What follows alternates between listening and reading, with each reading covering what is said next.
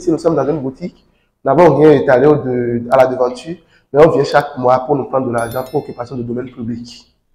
Ok. Sous prétexte que quand les gens viennent payer, ils garent les motos devant et que ce n'est pas notre espace. Et chaque mois, donc, nous devons payer en contrepartie. Moi, je dis c'est insensé. C'est de réfléchir.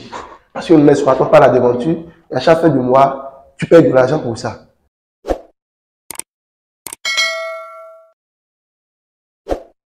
Et à chaque fin du mois, tu payes de l'argent pour ça. Donc, ça m'a révolté. Je me suis dit, bon, il n'y a pas de souci. On va le faire, on va faire avec. Seulement que ça va également nous amener à agir sur notre prix. C'est ça. Voilà. Et ça aura également des répercussions sur la communauté en général, pas uniquement sur nous. En dehors de ça, on nous parle de... voilà, les agents d'impôts étaient venus récemment, on nous a appelé, dit, mais nous n'avons même pas encore fait 1 an. Nous sommes enregistrés, nous avons normalement 1 an de moratoire. Exactement. Pour ne rien Oui, oui, normalement. Donc, nous, on a fait ces 1 mois là, avant, même si aujourd'hui, nous avons déjà fait les 1 an. Mais quand ils étaient venus, nous n'avons pas encore fait les 1 an. Donc, on nous disait que non, même si vous n'avez pas encore fait 1 an, est-ce que vous êtes déclaré quand vous avez ouvert cette boutique? Elle dit, bon, ce n'est pas encore trop tard, parce que nous venons de faire 2 mois. Vous savez qu'ils ont fermé la boutique? Je n'ai pas compris. Ils ont demandé, est-ce que vous avez déclaré? Est-ce que j'ai déclaré que j'ai fait une ouverture de boutique ici, même si je n'ai pas encore fait 1 an? J'ai déclaré comment je n'ai pas une information. Même s'il faut le faire, ce n'est pas encore trop tard. On me dit non. Comme vous ne vous êtes pas déclaré, j'ai plusieurs boutiques d'ailleurs. Donc à chaque fois que j'ouvre une boutique, je dois aller déclarer au service des impôts que j'ai ouvert une boutique à tel endroit pour qu'ils puissent venir. C'est-à-dire que c'est la même entreprise d'ailleurs. Je vais les informer que j'ai ouvert une boutique pour qu'ils puissent venir collecter de l'argent. Je comprends finalement que le souci de toujours payer de l'argent, ça a été toujours ici. Donc quand je les expliquais, ils ne m'ont même pas laissé finir. Ils ont fermé la boutique ici justement. Ils ont fermé la boutique. Ils m'ont dit, soit tu payes, ou soit la boutique reste fermée. J'ai dit, je ne comprends pas. Je dois payer quoi? Je viens de faire 2 mois. Mon entreprise est enregistrée, ça n'a même pas encore fini les 1 mois de moratoire que je dois avoir. Les 1 mois de comment on appelle, les 1 an du moins. Et vous venez vous fermer. J'étais obligé de sortir de l'argent avant de rouvrir du moins cette boutique-là. Là, j'ai payé. Donc, ces sous ont été payés aux impôts. Aux impôts. On me dit d'abord, ce n'est pas encore un impôt hein, pour venir réouvrir. Je me suis dit, d'abord, est-ce qu'ils ont pris connaissance, en venant d'ouvrir, est-ce qu'ils ont pris connaissance que d'abord, le loyer de ce point de vente, c'est l'entreprise qui s'en charge même sans tenir compte de ce que nous vendons. La commerciale qui est là, si ça rend compte que c'est maintenant, c'est vrai, si nous avons déjà fait 1 an, peu importe, ils ne veulent pas savoir. Mais du fait qu'ils n'ont pas encore fait 1 an, ils devaient quand même comprendre. Donc j'ai dit que c'est un environnement qui n'est vraiment pas favorable aux affaires et malgré que j'ai tout expliqué.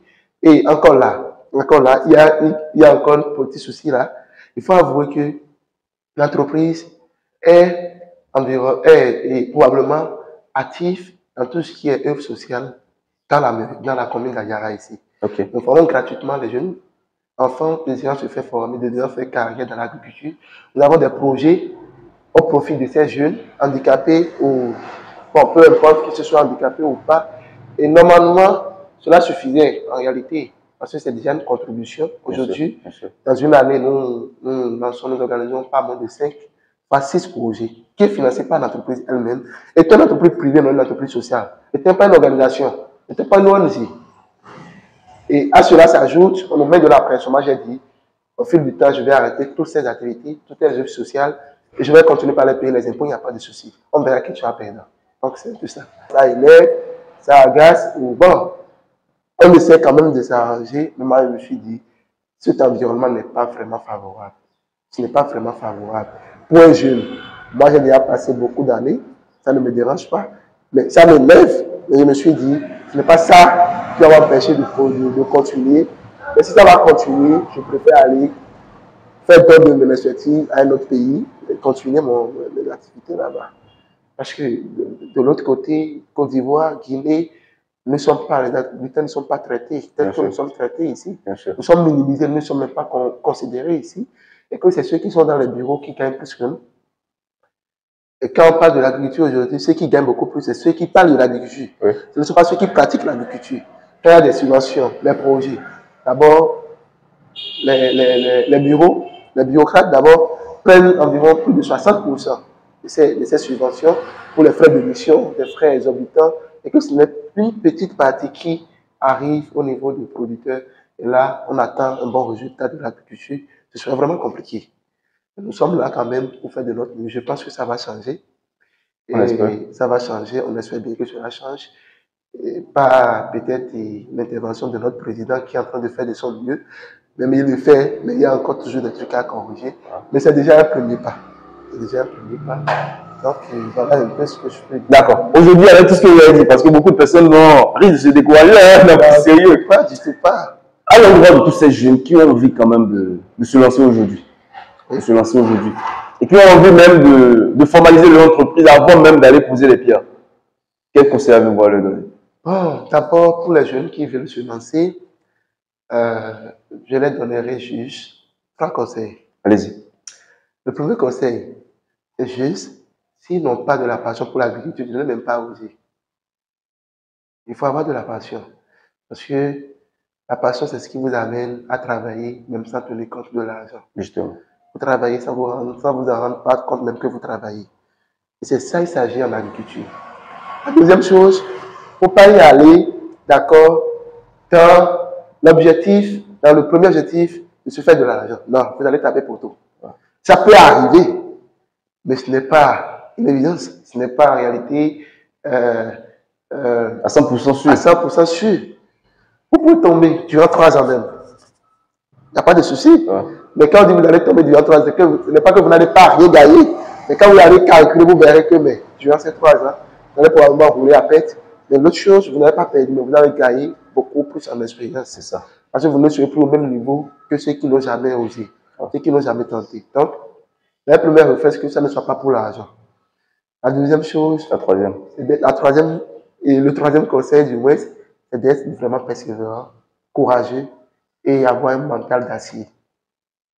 Si ces 3 éléments-là, ils ne disposent pas, ils ne sont pas sûrs d'avoir ces 3 éléments-là, je serais vraiment, si un de ces éléments-là manque, ce n'est pas sûr d'arriver jusqu'au bout. Okay. Ça, je vous le rassure. Maintenant, pour ceux qui veulent s'enregistrer, se formaliser, je pense que c'est une bonne chose. C'est la meilleure façon de contribuer au développement de son pays. Néanmoins, l'environnement n'est pas en réalité favorable.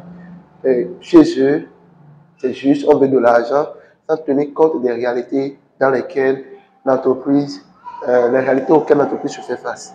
Moi, je disais quelque chose, si même on va nous prendre de l'argent, et que c'est que nous gagnons en retour, ce serait mieux. Mais même si vous ne gagnez pas, une fois que vous êtes enregistré, soyez prêt à commencer par sortir de l'argent.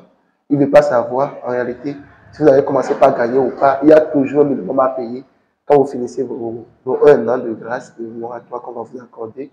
Donc, ce n'est pas vraiment facile. Moi, je préfère les dire, s'ils ne sont pas encore prêts, de continuer dans l'informel. Ça, je les encourage, personnellement. Personnellement, de continuer dans l'informel. Même si c'est l'agriculture, rien ne les presse. Et dès qu'ils auront les reins solides pour pouvoir vraiment faire face, ils peuvent se formaliser. Mais pas conseiller à quelqu'un qui vient de se lancer tout de suite de se formaliser, c'est vraiment compliqué pour lui. Il va très tôt se décourager. Est-ce qu'il ne serait pas vraiment un profit pour le domaine agricole? C'est ça. C'est tout ça. Donc, vous pensez qu'au Bénin, l'État quand même donnait un moratoire de 2 ans aux entreprises agricoles avant qu'ils ne commencent pas à payer l'impôt? Du tout pas. Du tout pas. Quand nous parlons, en réalité, c'est du folklore. Je vais le dire tout simplement. C'est du folklore en ce sens, on dit, c'est quand uniquement vous restez, vous produisez sur votre unité de production et vous restez là sans vous déplacer, que les gens viennent payer vos produits que vous êtes exonérés d'impôts. Mais dès lors que vous déplacez votre produit d'un endroit X à un endroit Y, c'est fini. Mais je me suis posé la question. Si vous êtes à un endroit très éloigné et que vous avez produit une quantité très importante, vous avez une production très importante et que vous avez de la peine à faire déplacer, comment dit-on, votre clientèle, vos produits, ou bien à faire déplacer la clientèle pour justement acheter. Mais vous pouvez déplacer vous-même le produit contre rien. Bien sûr. Pour vendre. Même vous dites, dans ce cas-là, vous n'êtes plus exonéré. C'est compliqué. Qui peut produire maintenant dire qu'il va rester là, sans bouger et tout vendre? C'est pas possible au Bénin. C'est pas évident. C'est pas évident. Donc, c'est genre, Ils font semblant de dire qu'ils encouragent, mais en réalité, ils n'encouragent pas. Moi, je peux le dire. Quand on est formel, dans ce sens, je pense que ce n'est pas encore ce qu'il faut pour l'entrepreneur agricole. Et l'autre chose, on nous parle de la FNDA, de fonds adaptés à l'agriculture. Je dis, on n'a pas encore un fonds adapté à l'agriculture au Bénin. On n'a pas encore un fonds adapté à l'agriculture au Bénin. La FNDA, on sait tous comment ça se passe. Et si vous n'avez pas votre proche, vous n'avez pas de connaissances là, ce serait compliqué pour vous de pouvoir vraiment en profiter. Donc, je pense vraiment que quand on parle d'encouragement, de promotion, il reste beaucoup à faire. Sur ce point, il reste beaucoup, énormément à faire. Sinon, ça n'encourage pas. Le domaine est déjà très tracassant. Normalement, on devrait nous encourager. Justement. On nous parle de subventions à chaque fois, mais on ne sent pas vraiment ces subventions-là. Parce que quoi? Les mêmes produits qui sont subventionnés, ce sont en même temps le même réseau qui s'accapare, qui prennent tout, qui payent tout. Et quand ça va finir, ce sont les mêmes personnes, les produits payés à moins de coût, qui vont encore ramener sur le marché et revendre encore au coût élevé. C'est compliqué. Ouais. C'est compliqué. On entend parler de subventions. Certes, qui sont ceux qui vraiment paient ces subventions-là? Et ce n'est que récemment, en collaboration avec les agents de territoire de développement ATDA, que le gouvernement a sorti un courrier et pour payer maintenant des produits subventionnés, vous devez montrer votre superficie, on doit contrôler tout ça. Je pense que c'est en train de prendre, mais dans le passé, c'est tout autre chose. On ne sent vraiment pas, même on peut jeter des milliards, ça ne touche vraiment pas à la cible. Ça ne touche vraiment pas. Est-ce qu'il reste toujours le problème à régler au Bénin? Et c'est compliqué. Qui, aujourd'hui, le plus riche au monde, ne peut pas manger ses billets? C'est pas évident. Ce n'est pas évident. C'est impossible. On a toujours besoin d'agriculteurs. Mais s'ils ne sont pas considérés, s'ils ne sont pas, on ne nous encourage pas à faire de notre milieu, le Bénin tend vers des jours où ce serait vraiment compliqué aux consommateurs de rester vraiment, de pouvoir s'approvisionner des produits agricoles. Depuis près de 4 mois, la quantité de carottes que nous prenons à 1500 a grimpé depuis à 3500, depuis 3 mois. Depuis 3 mois. 3 mois. Et croyez-moi, ça va rester ainsi jusqu'à la fin de l'année 2023. Ce n'est pas de la magie. Comme ils ne veulent pas reconnaître la valeur de l'agriculteur, nous aussi nous engageons maintenant à nous faire respecter. Soit vous payez à ce prix, soit l'État subventionne, on doit être sûr que les subventions nous parviennent. Descendre. Dans ce cas contraire, la répercussion, c'est sur tout le monde. Donc, c'est un peu ça. Donc, nous allons faire l'effort ensemble. Nous allons nous réunir, nous allons rester ensemble main dans la main pour quand même faire de notre mieux. Former des syndicats agricoles. Si l'État le veut ou pas, il ne peut pas s'imposer à ça. On risque de ne pas produire. Ou on risque carrément de tout laisser. C'est l'avènement de soja où l'État s'est imposé, même si ça arrange une masse. Il y a beaucoup de personnes l'année prochaine, vous ne le verrez plus. Ça, c'est clair. Ça, c'est clair. Et là, le soja va encore coûter plus cher. Parce qu'on n'en aura pas en quantité suffisante. Et donc, du coup, les peu qui ont produit vont s'imposer. Nous voulons vendre au gouvernement, mais maintenant, là, c'est à tel prix. C'est parce qu'on ne s'était pas apprêté, la quantité était vraiment très importante. Et quand le gouvernement a parlé, on voulait quand même écouler la quantité disponible, reculer en arrière maintenant, prendre cette disposition. Vous verrez ce qui va se passer l'année prochaine. C'est pour vous dire que les frères ne veulent pas nous respecter, mais nous allons les imposer le respect désormais. Nous allons les imposer, ils vont nous respecter. Croyez-moi. Non, c'est très bien. Je pense que c'est une très bonne initiative. Et aujourd'hui, j'ai envie de demander, est-ce que durant votre parcours, vous avez quand même eu des subventions venues de l'État ou de privé? De l'État, je dirais non. Je n'ai jamais reçu de subventions venant de l'État. Ok. J'ai reçu une seule subvention en 2019, quand je finissais fraîchement, je quittais fraîchement le campus. C'est un projet financé par OSFAP. Ok, OSFAP. C'est une organisation canadienne, donc ce n'est pas le Bénin. Donc c'est un projet qui m'a financé à hauteur de 1,2 million, un fonds non remboursable. Et c'est d'ailleurs l'unique projet que j'ai gagné dans ma vie. Tout le reste, c'est basé sur mes relations, mes fonds propres. Quand je parle de là, mes relations, c'est que des partenaires directs. Des partenaires directs. Donc, il y a des partenaires qui descendent de par le monde, États-Unis, Belgique, et comment dit-on, Allemagne pour le Bénin, à travers les relations directes. Donc, pas d'intermédiaire sur les relations privées, pas d'intermédiaire de l'État, mais à travers mes relations directes. Okay. Et encore que là, il n'y a pas trop financement des subventions-là.